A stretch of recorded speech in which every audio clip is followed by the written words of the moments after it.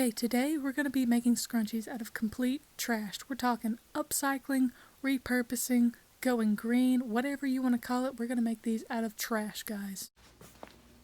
Trash is pretty ugly, so we need to find some pretty trash and not have all these ugly scrunchies made out of trash. We don't want people to know we made these out of trash. We gotta trick them into thinking we bought these or something. I don't know.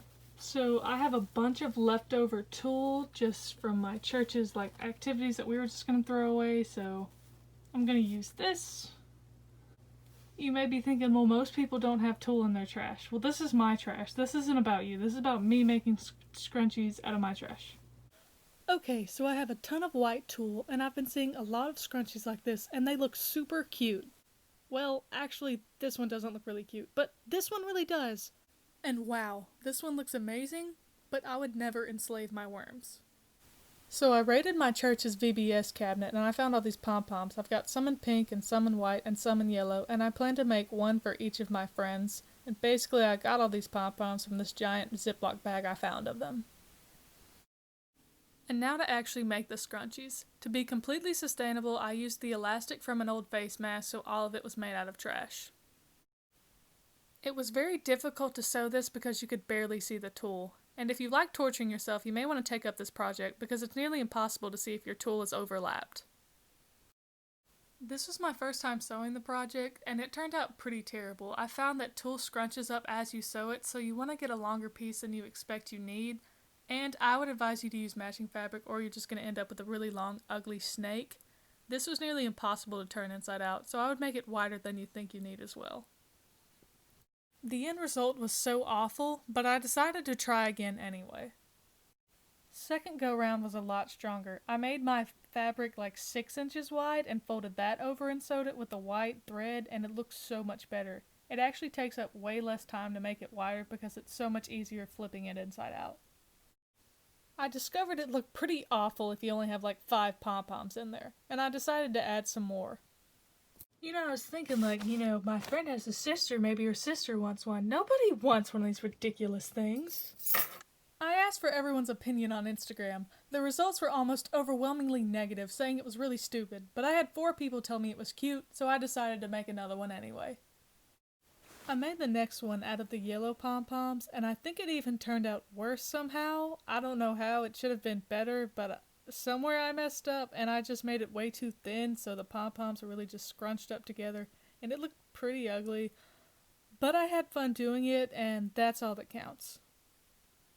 And after my first scrunchie made of trash, I completely ran out of ideas, so I asked Instagram, and the results were not the most helpful, but I decided to make some out of plastic. And how more green can you be than recycling stuff out of plastic?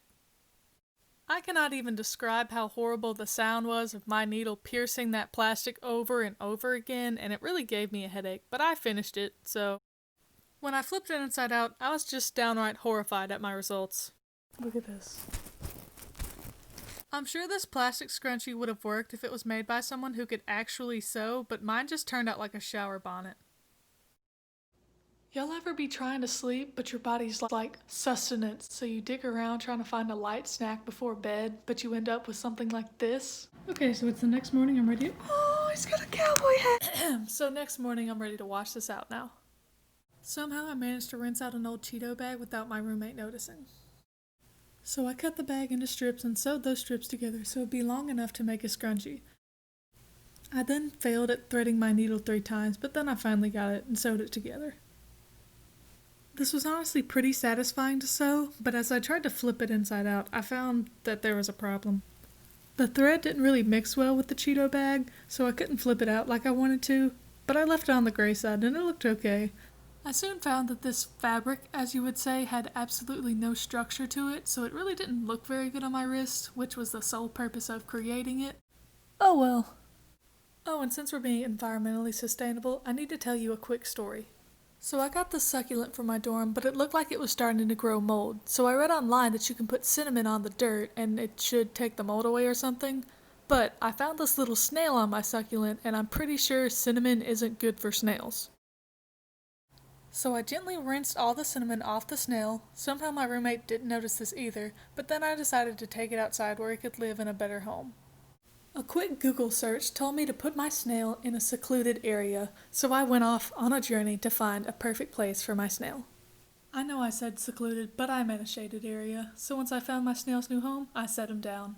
He seemed happy there, and since we're talking about being green, later that day my friend tried to rescue a possum from a dog's mouth. Her efforts were appreciated, but, well, it didn't work out so well for the possum. Which one should we model first? So many options, they're all so ugly.